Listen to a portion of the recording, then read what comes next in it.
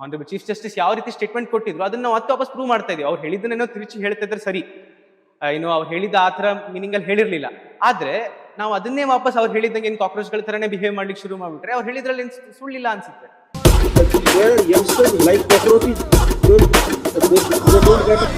ಯಾರೋ ಒಬ್ಬ ಆ ಮಿನಿಸ್ಟ್ರು ರಾಜೀನಾಮೆ ಕೊಟ್ಟರು ಅಂದ್ರೂ ಕೂಡ ಯಾರು ಬರ್ತಾರೆ? ಮುಂದಿನ ಅದೇ ಪಕ್ಷದಿಂದ ಇನ್ನೊಬ್ಬರು ಬರ್ತಾರೆ.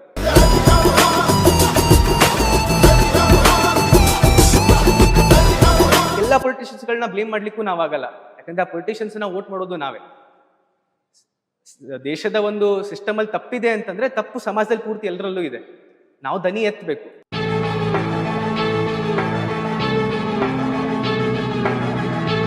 Social media can be a means to a movement, but it cannot be the end.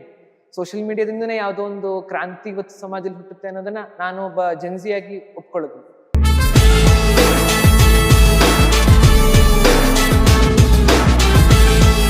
ಬಂದು ಇದು ಇಂಡಿಯಾದಲ್ಲೇ ಯಾರೊಬ್ಬ ಇಂಡಿಯಾದವನೇ ಮಾಡಿದ್ರು, ಅನ್ಲೆಸ್ ಅಂಡ್ ಅಂಟಿಲ್ ಡೆಮಾಕ್ರಸಿಯನ್ನು ಇದು ಲಿಫ್ಟ್ ಮಾಡುತ್ತೆ ಅಂತಾದ್ರೆ ಒಳ್ಳೇದು. ಇಲ್ಲಾಂದ್ರೆ ಇದರಿಂದ ಯುವಕರಿಗೆ ತೊಂದರೆನೇ, ಒಳ್ಳೇದಂತೂ ಏನು.